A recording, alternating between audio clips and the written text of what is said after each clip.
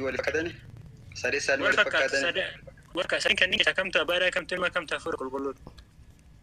Kanaafuu sadii isaanii erga wal fakkaatee hafuura qulqulluunis waaqni tokkodha jennee fudhanna waan ta'eef. Beeke sadan kanneen keessa kamtu abbaadhaa kamtu ilma kamtu hafuura qulqulluudhaan jeeba.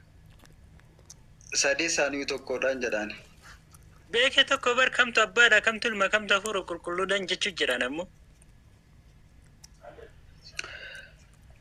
Kanaafuu adda baasuu hin dandeenyu. Suuraan kun sadii moo tokko ustaad? Lakkaa'ime. Sadii takka lama sadii. Eewa kan walakkaa jiru kun eenyu?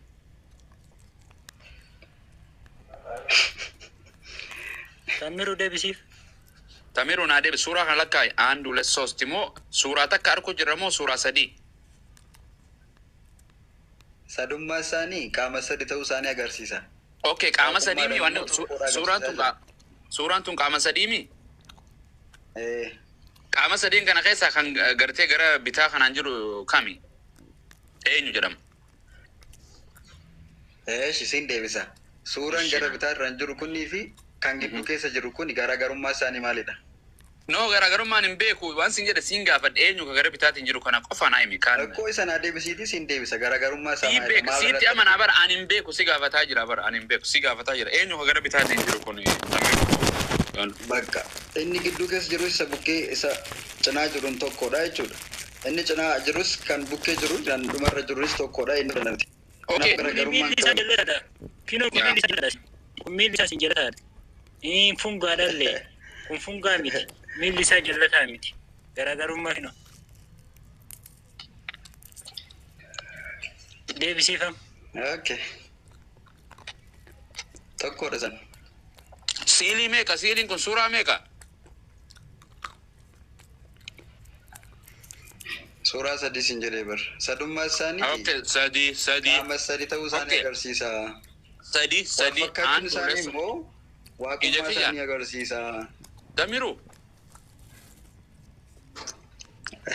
Namni tokko hin dubbatu maaf taraa wal gaafattu. No, deebisu diddeefisaafis waan jedhe suuraa sadii jaana garaa jirraa. Kan bocamee jiru suuraa sadii. Sadeen sanirraa kan gara bitaa kanaan argamu kun eenyu? Kami? Suuraa eenyuti?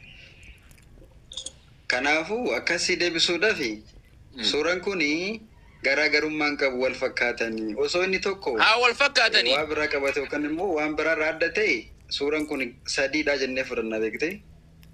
Beeke ijoolleen lakkuun wal fakkaatti. Ammoo kan dura tokko dura dhalata malee jechuu bakka takkaan dhalattu waan hin jedhe. Kana keessa suuraan gartee suuraan abbaa kami agarsiisa suuraan abbaa kami? Kanaafuu suuraan kun garaagarummaan qabu qaama sadii bakka. Hin qabaatin ishi sadii suuraan kun sadii wal manfas quddusii mi? Miti? Suuraan agarsiisa suuraan abbaa kami kana keessa? Kanaafuu abbaan as keessa adda baasuu hin danda'u sin jedheera bar. Hin jiru abbaan as keessa jira. Adda baasuu hin danda'u. Hin beeytu kami sadii qaama sadii kun suuraa sadii hin beeytu adda. Qaama sadii waaqummaan tokko. Maa jettuun? Kafoon uffatee dhufe kamii gaafadha. Yaa okay kan sigaa kan foon uffatee biyya lafaarra dhufe san hafuura qulqullu moo abbaadha moo ilma? Ilma isaa amma balbala rukutaa jiru argaa turte sana jechuudha. Balbala rukutaa jiru? Balbala kam rukute?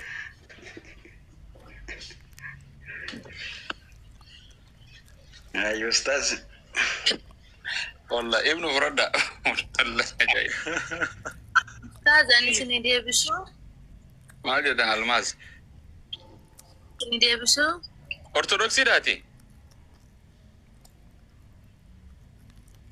Beeka garuu sini dia bisa. Ortodoksii dhaan. Ortodoksii miti peenteedha. Peenteen ilma beeyti malee Maryam beeyti re. Beekte. Isiin ittillee namantu waan ta'eef. Isinii adeebistuu beekte mara dhugama. Mee ustaad wanta bani seera bahuu diddama lakkoofsa afuriin si afurii hanga shanii. Yaa hin baasa. Ajaiba. Ajib. sadi silaasetti nama numoo beenteen saditti amanaa bar afuura qulqulluu fi abbaa fi waaqa amanaa bar. Wanni kana dubbisna. Afuurri qulqulluun isin biratti dhiyaatti kallattii jira. Inni akkasumatti bannaa rakkoon qabu. Baamsaala erga jira waan ta'eef rakkoon qabu. Isin garuu waan wanni fakkaatu hin beektani. Okay, qoy. Wangeeloo biraa ni qabdaa? Ni qabee. Okay, bani mee ba'u seera ba'uu 20 lakkoofsa 4 dubbisi. Dubbisi kunoo baasee jirtame. Hayyee inni dubbisi.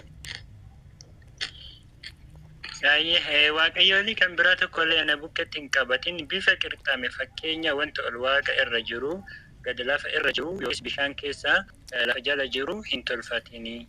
Ati bifa fakkeenya kanaaf hin sagadini isaafis hin hojjetini. Ani waaqayyo gooftaan kee waaqayyo hinaafaadha. Cubbuu abboota hamma dhaloota sadii hamma dhaloota afurittis akka ijoollee warra na jibbanii keessa nan barbaada jee. Tole, wanni amma nu garsiifte kun bifa qirxamaadha moo waan tolfamee moo waan bocamee miti? Kan bocamee miti. Oh, kan maal ta'e? Kan kaafameedha. Kan kaafame maal ta'e kaafame? Kanaafuu fakkaatti waaqaa ta'ee kan kaafameedha. Kan immoo sillaasee yoggaa jennu. Okay, in sagaddaniif moo sagaddaniif? Suuraadhaaf isa gannu waaqaf malee. In sagadin in jilbifatanii moo suuraa kana jilbiftamoo jilbifatan? Fuuldura fisiletti ni jilbifanna. Garuu yoo jilbifannu yaadan gara waaqayyoo akka deemnuudhaaf malee suuraadhaaf miti. Wanni kun bifa qirxamaa lafarraati moo waaqarraati? Kan namni hojjeteedha. Kan namni hojjete. Kanaaf dhoowwaadha moo dhoowwaadhaa miti? Kan dhoowwame xaa'otiidhani. Kunoo asirra dubbise ka bifa qirxamaa gartee maal hin dubbistu? Kunoo bifa qirxame fakkeenya gartee wanta ol waaqa irraa jiru gad lafa irra jiru yookiis bishaan keessa jiru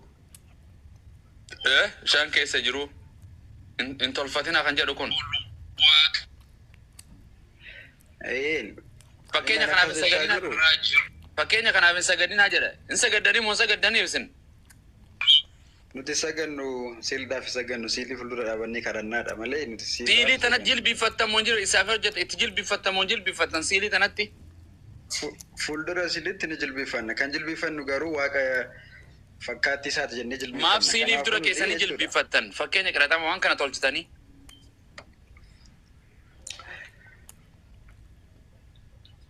Yesuus Kiristoos siiliidhaaf jilbifate?